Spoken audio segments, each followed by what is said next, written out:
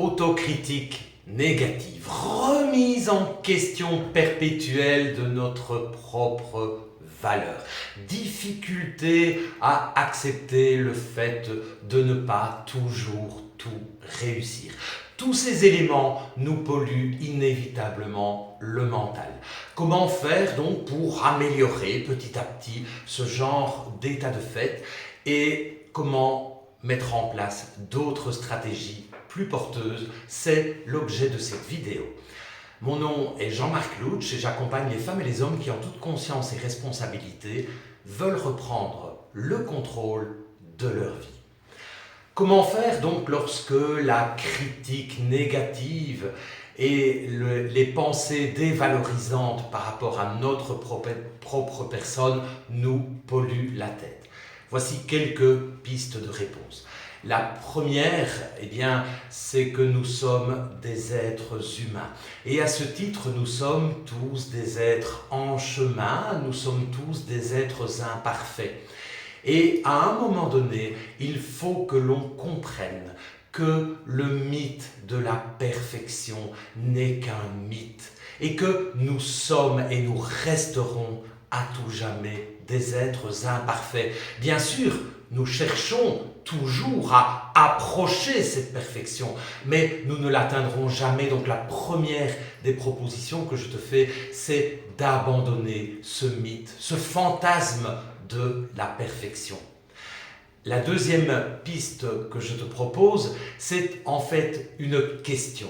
Une question que je t'invite à t'adresser à toi-même. Cette question est la suivante. Est-ce que je tiendrai le même genre de discours que celui que j'ai pour moi-même? Est-ce que je tiendrai le même genre de discours pour quelqu'un qui m'est proche? Nous avons en effet tendance à être extrêmement durs avec nous-mêmes, alors que nous accordons aux autres une grande bienveillance. Donc la proposition consiste donc à se parler à soi-même comme on le ferait avec son meilleur ami. La troisième piste, elle te propose d'éviter les généralisations abusives, à savoir partir d'un fait réel pour en tirer une règle soi-disant générale. Ça ne marche pas comme ça. Ce n'est pas parce que l'on rate un gâteau au chocolat que l'on doit généraliser et que l'on doit considérer que l'on est nul en cuisine ou nul tout court. Les généralisations sont donc bien à proscrire et il s'agira de parler en termes spécifiques. Dans ce cas-ci, effectivement, mon gâteau au chocolat n'a pas été raté. Ça permet de mettre le focus sur le spécifique et d'éviter ainsi des généralisations abusives. La piste suivante, elle te propose de traquer à tout prix les fausses équivalences. Par fausse équivalence, j'entends une équivalence que l'on fait naturellement dans notre tête. Je rate mon gâteau au chocolat, égale je suis nul. On considère que ça se vaut que c'est une équivalence, mais il n'y a rien de plus faux que cette équivalence.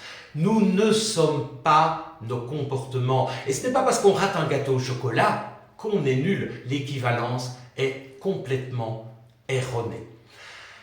La piste suivante, elle propose de passer de la critique stérile, de la critique qui nous mène à un cul-de-sac, de passer de cette forme de pensée à une autre dynamique, la dynamique d'apprentissage. Ok, j'ai raté mon gâteau au chocolat. Comment la prochaine fois vais-je pouvoir agir autrement pour le réussir? Se mettre vraiment dans une démarche d'apprentissage nous amène à progresser chaque jour un peu plus et valorise ainsi nos prises de conscience. La piste suivante, elle va te permettre de mettre le focus sur ce qui se passe là-dedans et de partir à la recherche, à la traque de toutes les pensées dévalorisantes que tu peux générer. Le fait d'en prendre conscience, de les traquer, de les remarquer, de les voir venir, te permet du coup de mettre de la conscience qui seule permet de changer de façons de penser. En les traquant, tu vas te rendre compte que ces pensées ne sont pas utiles et orienter ainsi progressivement ta façon de penser vers d'autres pensées qui sont plus porteuses, plus valorisantes. Et la dernière piste, elle t'invite, et c'est un petit peu la même idée, à changer littéralement le focus. En tant qu'être humain, on a tendance à regarder tout ce qui ne va pas, tout ce qui est raté, tout ce qui nous manque.